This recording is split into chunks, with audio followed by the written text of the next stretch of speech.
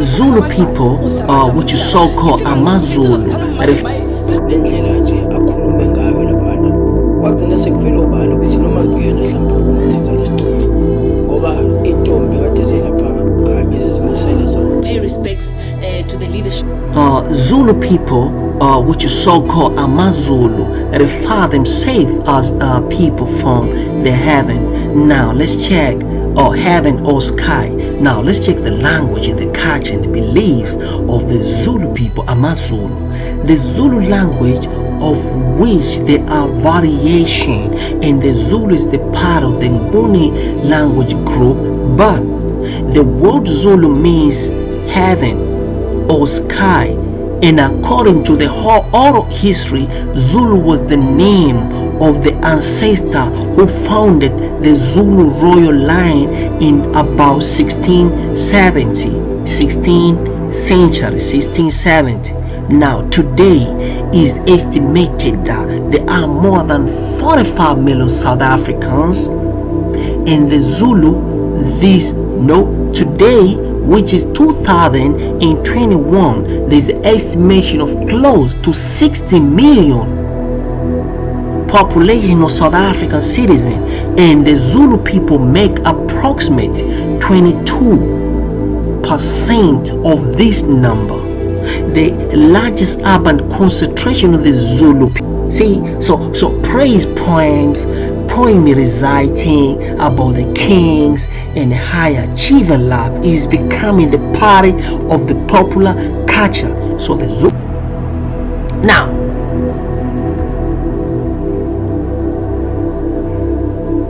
Now let's take the origin of the Zulu people.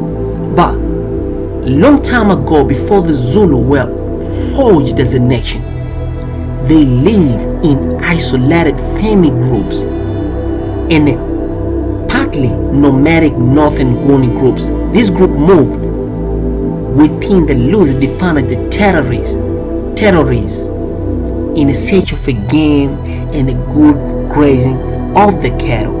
So now then they accumulated the livestock and support a family leader divided and dispersed in a different direction while they still retaining family network. The Zulu homestead imizi consisted of an extended family and other attached to the household through the social obligation.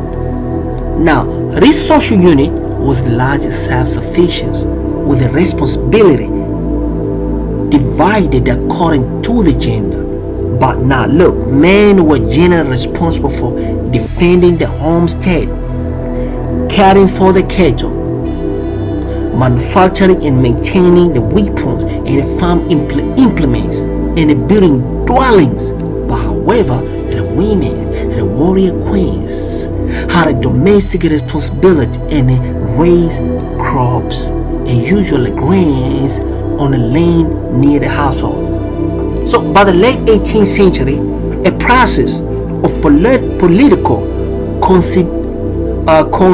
consolidation among the group was beginning to take place, and a number of the powerful chiefdoms began to emerge in a transformation from the pastoral society to a more organized statehood occurred. And now this enabled the leader to wield more authority over their own supporters and compel allegiance from Kongwa chiefdoms.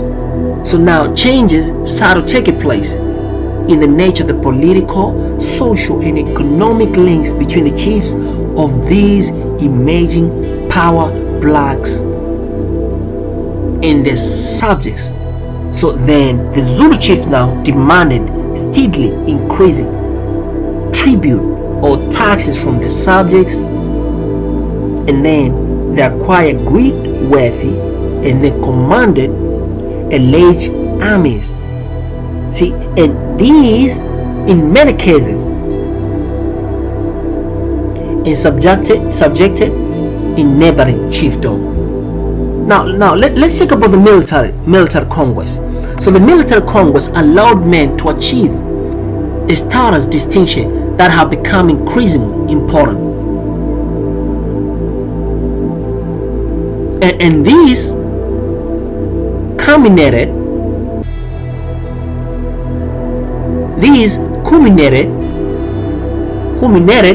earlier in the 19th century with the warrior King Shaka conquering all the groups in the Zulu land and uniting them into single powerful Zulu nation that made his influence felt over southern Central Africa. So Shaka ruled in 1816 to 1828 when he was assassinated by his own brother. Come on. So now let's take a Shaka, what he did. Shaka, what he did, he recruited the young men from all over kingdom and trained them in his own novel warrior tactics. His military campaign resulted in a widespread violence and a displacement. And then after defeating competing armies and assimilating the people, then Shaka established his Zulu nations. So what happened is within 12 years he had forged one of the mightiest empire the Africa continent has ever known. The Zulu Empire weakened after Shaka's death in 1828.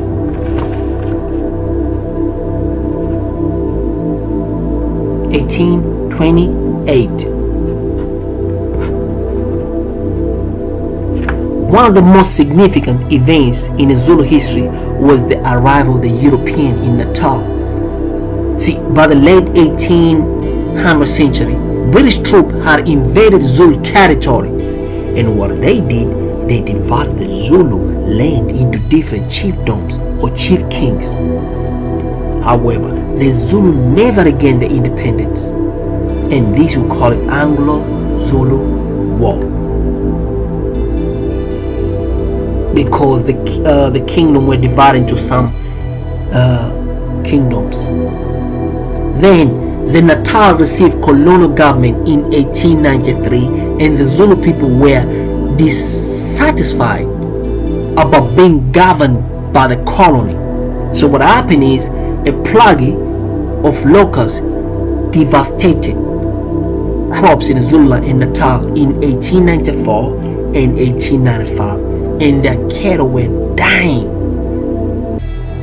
of rinderpest and lung sickness and East Coast fever.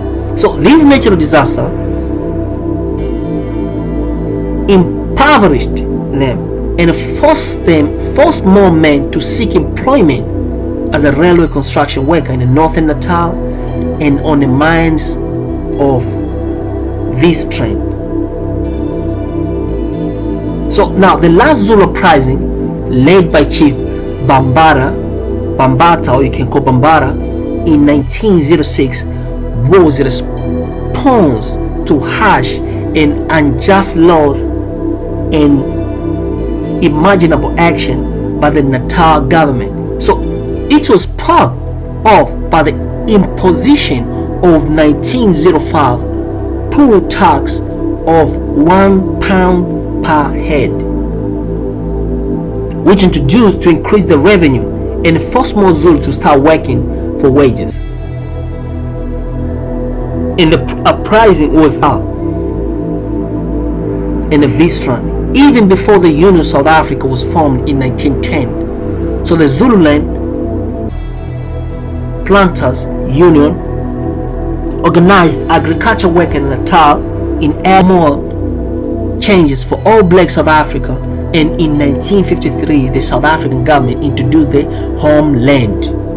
In 1960 the government, which was established in 1970, and the Zulu homeland of the KwaZulu was defined.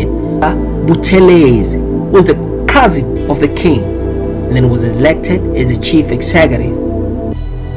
See, now the town of Nongoma was temporary.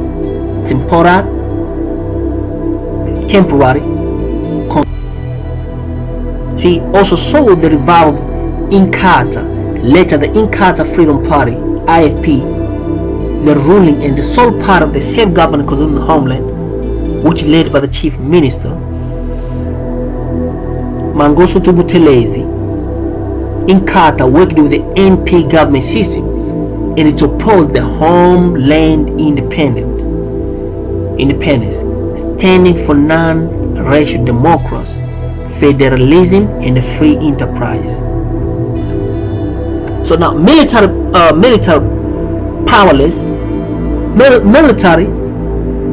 prowess continue to be an important value in Zulu culture, and this emphasis fueled some of the political violence in 1990. So Buthelezi Godwill Zwelithini was the Zulu monarch in 1990. So Buthelezi and Kingwell won the agreement of ANC negotiation just before the April 1994 election that with the international mediation the government would establish special status for the Zulu kingdom after the election. So the Zulu leader understood this special status to mean some degree of a regional autonomy within the province of KwaZulu Natal. So Buthelezi was appointed Minister of the Home Affairs in the first government of national unity in 1994. He led the walkout of the Zulu delegates from the National Assembly in early 1995 and the clashes repeatedly with the newly elected President Nelson Rolihlahla Mandela. So Buthelezi threatened to abandon the government of the national unity entirely unless his Zulu constituents received greater recognition and autonomy from the central government control. Man, if you face some, please leave a comment, tell me what you think about the Zulu nation, people who refer themselves as the people from the heaven, Zulu means heaven or sky, and Amazulu, these are people from the heaven. Leave a comments, and if you haven't followed me yet on the Instagram, please follow me on Instagram. We have a Facebook page, please follow them all. Leave it, drop the comments below if you have not done it. Thanks and peace. And eating from the same plate was and is still the sign of friendship, of the brotherhood, the friendship, of the sisterhood. Now, and this you have to remember, it is the customary for children to eat from the same dish. Usual is a big basin. This derived from the share what you have.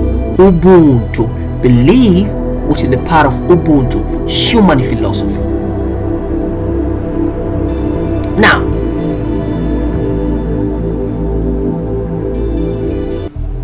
Now let's take the origin of the Zulu people.